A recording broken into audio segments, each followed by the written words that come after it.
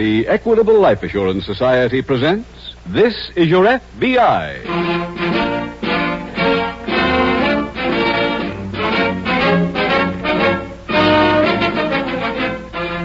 This is Your F.B.I., the official broadcast from the files of the Federal Bureau of Investigation.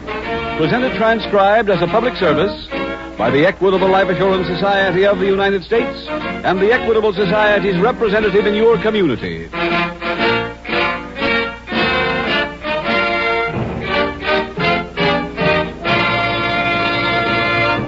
Are you afraid of what might happen to your family if something should happen to you? Are you afraid that your children may never enjoy the advantages of a college education? Are you afraid of being a burden on others when you reach 60 or 65? Then let me assure you, you can take these fears out of your future. How? Consult your friendly, helpful neighbor, your local Equitable Society representative. In about 13 minutes, I'd like to tell you more about him and how he may help you, too, enjoy the many advantages of membership in the Equitable Life Assurance Society of the United States.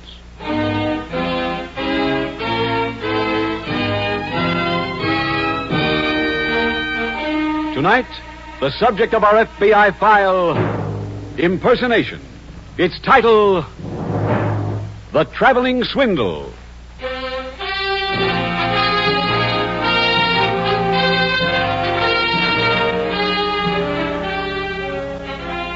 The criminal mind, while warped and maladjusted, still functions in much the same manner as any other mind. It observes, it memorizes, it forms opinions. And one of these opinions seems to be that the American public is very gullible. Basing many of their activities on this theory, criminals constantly endanger the public through the evils of fraud and misrepresentation. Many of these crimes seem more serious than others, but from the able-bodied beggar who masquerades as a cripple to the fly-by-night stockbroker, their stock in trade is fraud. And as in tonight's case, your law enforcement agencies must depend on your cooperation to wipe it out.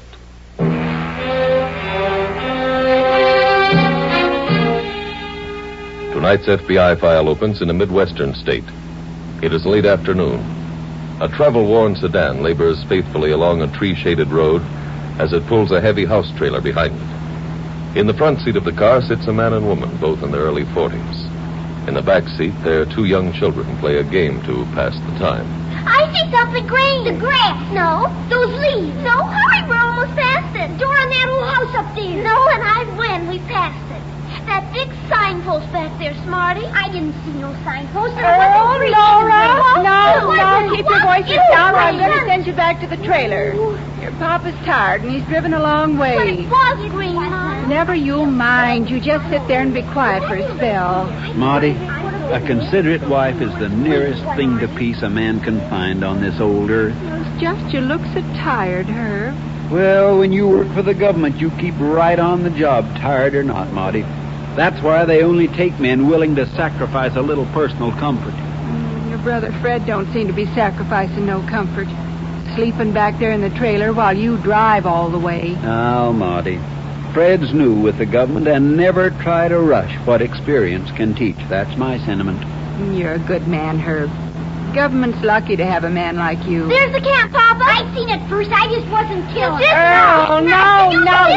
just sit still. That looks like a spot right over there, Herb. So it does. Why didn't you... I'll just ease her in past the tree. Oh, look out for the tree, Papa. Oh, he can see it, Smarty. There. All right, now, one of you kids run back and wake up your Uncle Fred. I'll go. I'm already going. Told me to go. Both of you go. Go on.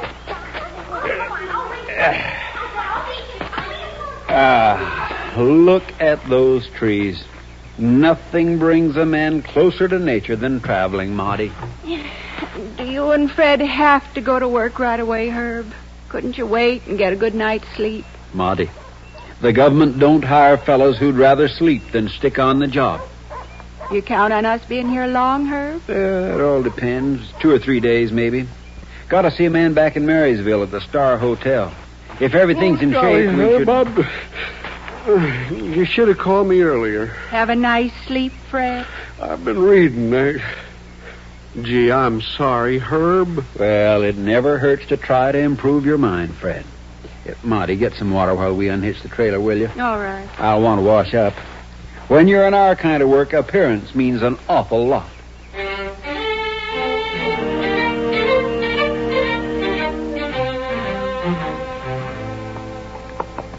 Yes, sir, gentlemen. Double room? Well, no, we'd like to see the manager, if you don't mind. Oh, not at all, not at all.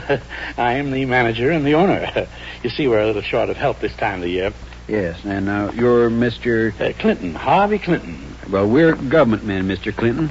Here to look at your books. Oh. My badge? Oh, well, nothing wrong, is there? Oh, it's just a routine check, Mr. Clinton. As much to your advantage as ours. Now, if you don't mind showing us the books, we'll get right to work.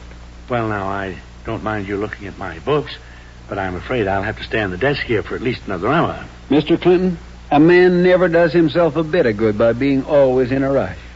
My partner, Mr. Johnson, here can come back in about an hour. Fine. And I'll do all that I can to help them. Goodbye, sir. Goodbye. Goodbye.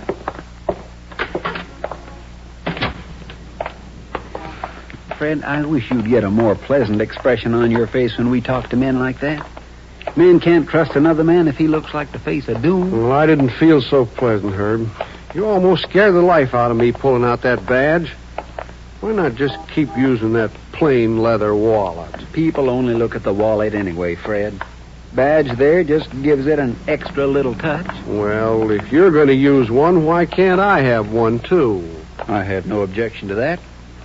Only I hope you're hungry tomorrow morning. Takes 10 box tops to get a badge like this one.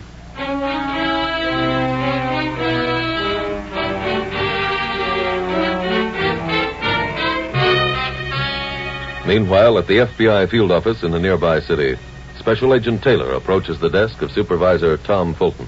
Oh, Tom, you sent for me? Oh, yes, Jim. I have a report here on 2 men posing as federal agents. They flashed phony credentials at a hay and grain store over in West Barrington. It's run by a man named Lloyd. And Lloyd didn't bother to check their credentials, huh? No, they pretended to check the books, then told Lloyd they were disallowing some claims he'd made for business expense. Then they got big-hearted and told Lloyd they could make a settlement. Is that it? That's it. Lloyd paid him $45. How'd he find out it'd been taken? He received a letter from the government a few days later concerning these mistakes in his tax form. He raised a beef, said he'd already settled with 2 agents, and the story came out. What about leads on these 2 men? Just the descriptions Lloyd could give. I've already sent him on to Washington.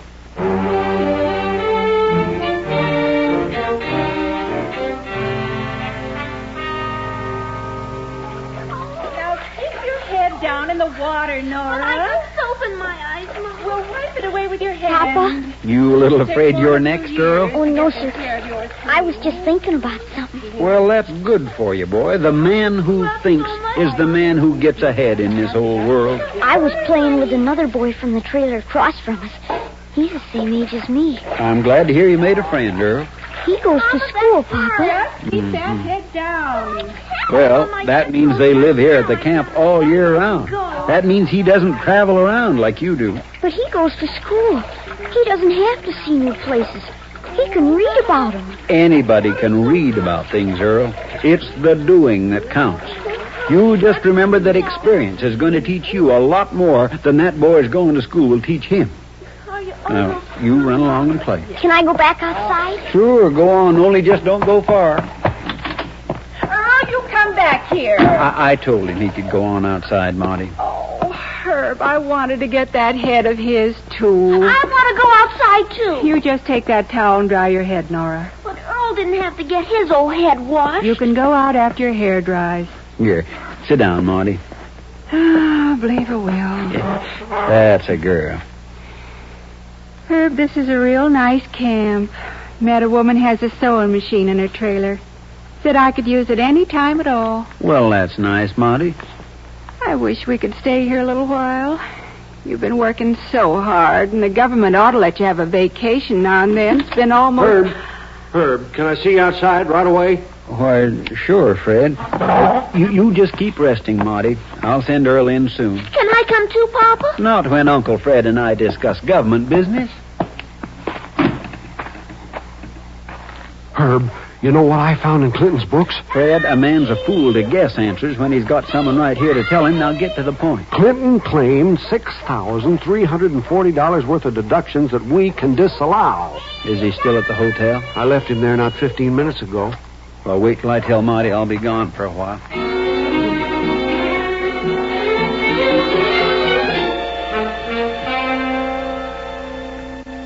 Jim, here's a teletype from Washington answering the descriptions of those two swindlers. Oh, what's the story, Tom? They're suspected of being responsible for a wave of phony tax investigator cases.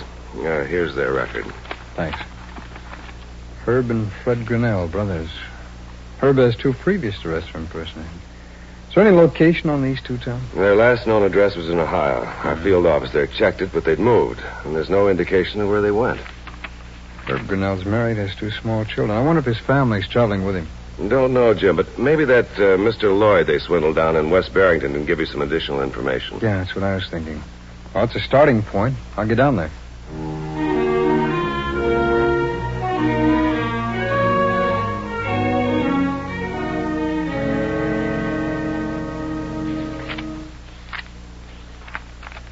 And over here we have a depreciation allowance of 75%. The government only allows 25% on that item, Mr. Clinton. Well, I just don't understand. I don't know what to say. I had no idea. I was certain I could get away with 75%. The man next door to me said that he read that I could in the paper. Too many people take the advice of the man next door, Mr. Clinton. Yes, but all these things that you pointed out seems to come to a considerable sum. Quite a considerable sum, Mr. Clinton. $6,340 to be exact. Well, I had no idea. I hope that you don't think for a minute that I was purposely trying to, cheat the government. The government isn't interested in your motives, Mr. Clinton. It's only interested in getting this matter settled. Yes, but over $6,000. Mr. Clinton, you've been very cooperative. I think we can make a settlement that will please both you and the government. Well, now, I do appreciate that, and I'm glad that you understand that this was entirely unintentional. Of course. Now, let's see. 6,000. If we could receive 1/3 of that promptly, I think we could settle this account right away. 1/3. That's $2,000. $2,000. That's right. Well, that sounds reasonable. Very reasonable. You're lucky to live in a country with a very reasonable government, Mr. Clinton. True. But look, I'll have to wait until the bank opens tomorrow. I hope that'll be all right. Oh, no rush. I imagine the government can get along without your $2,000 for another day, Mr. Clinton. Yeah. Yes. Very good. Well, come on, Mr. Johnson. We'll drop in around 11 tomorrow, Mr. Clinton. Yes, I'll have the money waiting. Good night. Good night, and good night to you, sir, Mr. Johnson. Good night. $2,000. Oh, boy, how did you have the nerve to ask for that much? A man has got to see his opportunities, Fred, and when he sees them, don't hesitate. Yeah. You know, Marty had a fine idea today. She said the government should give us a vacation. $2,000 can pay for one swell vacation. Just what I was thinking about. Did you notice those travel folders in the rack beside Mr. Clinton's desk? Yeah? Well, tomorrow when we go for the money, you pick out one each of those folders. Then we'll pick a really ritzy place for our rest. Oh, and also, remind me to stop at the bank after we get the money. I want to get some of those bills changed into smaller ones. What for? Why, Fred, I'll have to leave Marty and the kids a few dollars to spend while we're gone.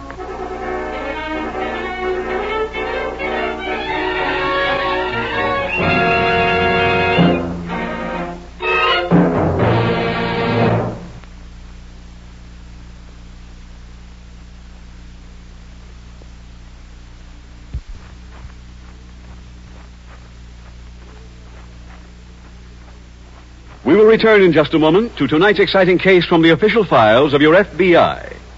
Are you getting the most out of life, or is your life shadowed by fear of the future? Then why not do something about it? Perhaps your problem is the same as Mr. Theodore Aston, and perhaps his experience may help you. Mr. Aston, before you became a member of the Equitable Life Assurance Society, what was your chief worry? I have 2 youngsters, a boy and a girl, and I wanted them to have a better start in life than I had. And I figured the best way was to give them a good education.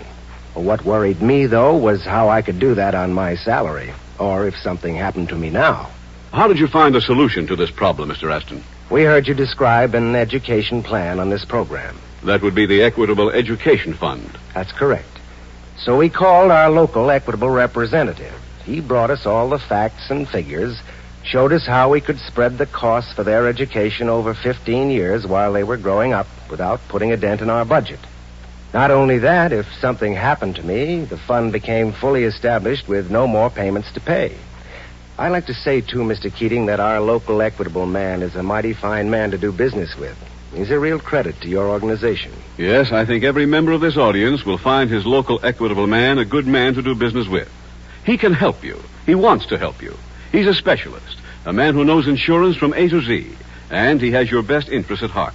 So just remember, why not decide now to take the fear out of your future? Talk over your plans for future security with the man who can help you best, your friendly, helpful, Equitable representative. Simply consult your local telephone directory for the name of your local representative of the Equitable Society. That's EQUITABLE. The Equitable Life Assurance Society of the United States.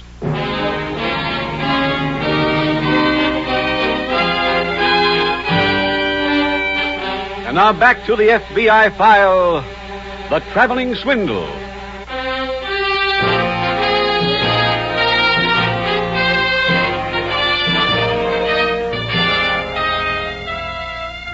In tonight's case, the hotel owner accepting Herb and Fred Grinnell as government agents can certainly be accused of negligence. Your government urges each citizen to check his tax return carefully before filing it to avoid mistakes. But when a mistake is made, a Treasury representative will contact you, show the proper identification, then proceed to show you just where the mistake was made. In no case will you be asked to rectify this mistake by immediately handing this representative any sum of money. In most cases, should the mistake require additional payment on your part, you will be presented with a bill from the Treasury Department. And should you disagree about the alleged mistake, you are free to appeal to your local tax collector's office, and your case will be given a thorough hearing.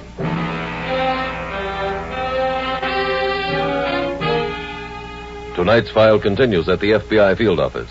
It is the following day. Thomas, Jim Taylor. Oh, go ahead, Jim. Mr. Lloyd identified the Grinnells as the 2 men who swindled him here in West Barrington. Did he know where they were staying? No, but after I checked the hotels and rooming houses without finding them, I found a gas station on Highway 30 where they had stopped. They were living in a trailer. Did you check the trailer camps in that area yet? Yeah, I found out where they had been staying, but they'd moved on. Owner of the camp was out, but I left a message for him to call me here. Oh, what about their car? Well, it was a 40 or 41 sedan. No one could remember the make or the license number. I did find out that the Herb Grinnell has his wife and 2 kids. Excuse me, Tom, will you? The other phone's ringing. Taylor? Yes, sir. That's right. Yes, we're very interested in locating them. Yes, sir, go on. Right, sir. Right. Thank you very much, sir. Tom, that was the trailer camp owner.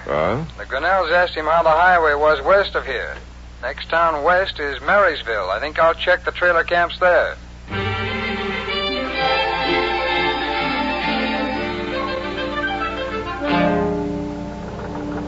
Now, Marty, don't you worry. This government job will only keep us away a week or so. But $60, Herb, we won't need that much. It's not a matter of needing, Marty. It's a matter of deserving. Now, I want you and the kids to enjoy yourselves and have a nice time while we're gone. Oh. All right, Fred, let's go. Right. So you take care of yourself, Herb. Don't work too hard. All right, Marty, and don't you worry. Goodbye. Here we go. Mm-hmm. A week of rest and a man's mind is as good as new. Where are the travel folders, Fred? I put them in the glove compartment. Well, now, let's see what we have here. How much do you figure we can spend, Herb? Oh, maybe half. That way we save half and we can't go wrong. A man who saves half of what he has never has to want. Any of those folders look good? Yeah, here's one from Lake Sterling that sounds nice. Quiet. Luxurious. Oh. And not too far from here. Yes, sir, I think it's just what we want. Let me see the folder. I'll stick it in my pocket. You can read it on the train. You think it'll be really ritzy? $10 a day. Wow. We'll park the car at the railroad station. Wouldn't look so good to drive up there in this jalopy. $10 a day. That comes to $70 a week just for a room. Oh. Herb, maybe if you were to flash that badge at the end of our stay, maybe we Fred, could... this is a vacation. There's a time for work and a time for play. He who takes each in his stride will live a richer life. That's my sentiment.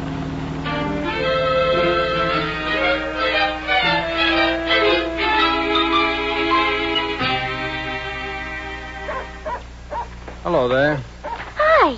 You live in that trailer over there? Mm-hmm. Is your daddy home? Papa's away. But Mama's home, though. Oh, then maybe I can speak to her. I'll take you over if you'll take hold of my hand. Thank you very much. Are you a friend of my Papa's? No, not exactly. My Uncle Fred? No. Don't you have any friends? Yes. I'd like you to be one of them. Oh, here's the trailer. My name's Nora. You just knock and my Mama will come. I have to go and find Earl. I love you. Thank you, Nora.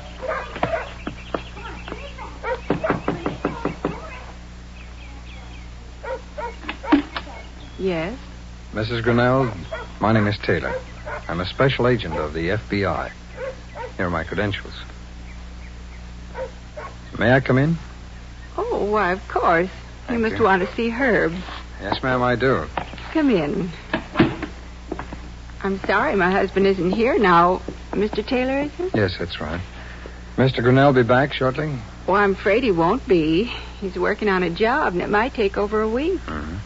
Is Fred Grinnell with your husband? Why, yes. They've been assigned to work as a team. Do you have any idea where they've gone? No, Herb didn't say.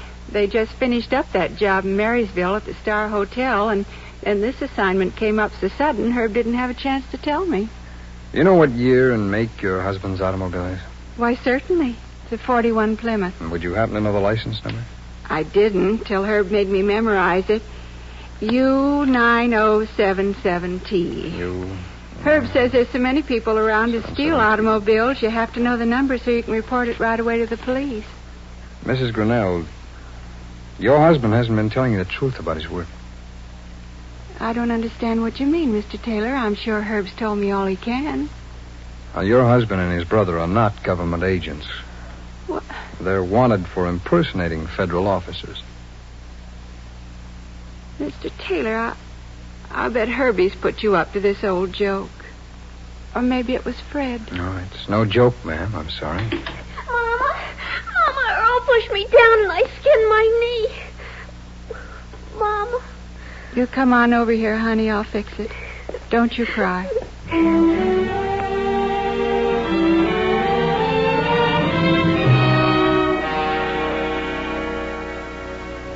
Swindle? But I can't understand.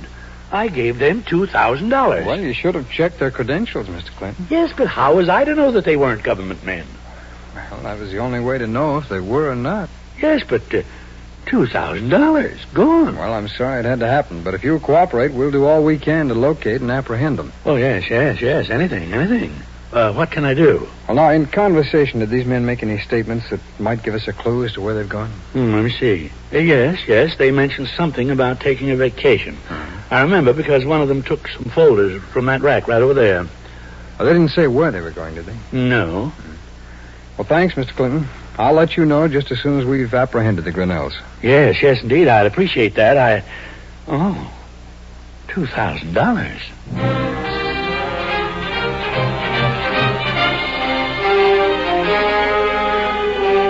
Jim. Yeah, Tom. Any results on the Grinnell case? I sent out an alarm on the car. Police at the large nearby resort centers have all been alerted. What about some of the smaller places? This state is full of little resort areas. I know, but I'm afraid there are too many to cover in the time we have. Tom. Yes, Jim? They've located the Grinnell car at a railroad station garage about 10 miles from Marysville. Left there yesterday at 1:35. Now, 6 trains left the station within a half hour, and they all made stops at various resorts. Let's get over to the station. There's nothing in the car but these travel folders. What did the ticket seller have to say? He didn't remember the Grinnells. Hey, wait a minute, Tom, all these folders. What about them? Let's get to a phone booth.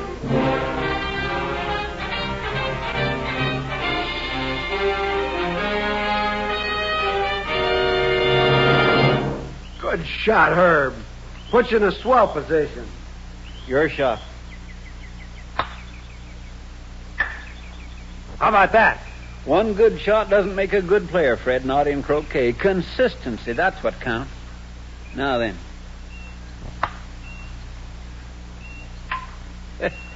There's your ball game. Oh, gee, Herb.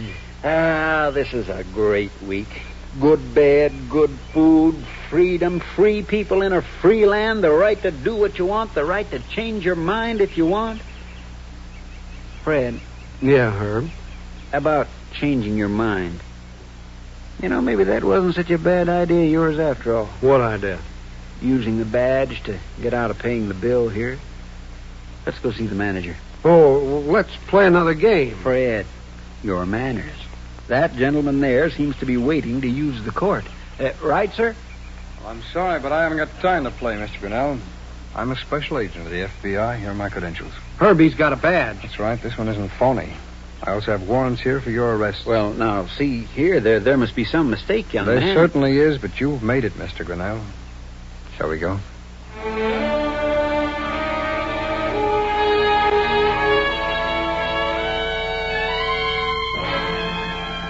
Herb and Fred Grinnell were found guilty of impersonating federal officers, and each was sentenced to 3 years in a federal penitentiary. Special Agent Taylor was able to locate the Grinnell brothers in tonight's case because of the travel folders found in the glove compartment of their automobile. Taylor called the hotel in Marysville and received a list of all folders sent to the hotel. Checking that list against the folders found in the car, Taylor quickly noticed that all but one of the folders were present. He went to the place advertised in the missing folder, Lake Sterling.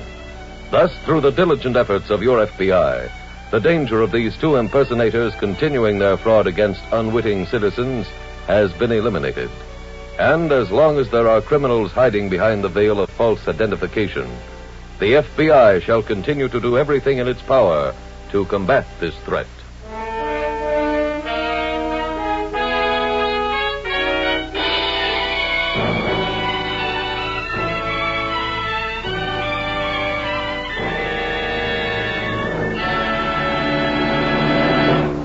Do you own your own home free and clear?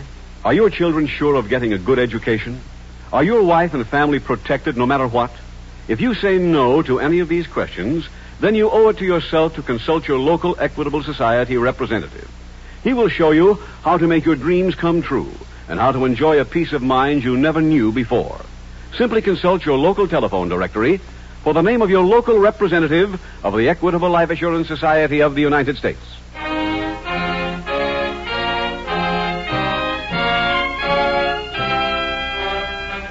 Next week, we will dramatize another case from the files of the Federal Bureau of Investigation. Its subject, extortion. Its title, The Seagull Shakedown.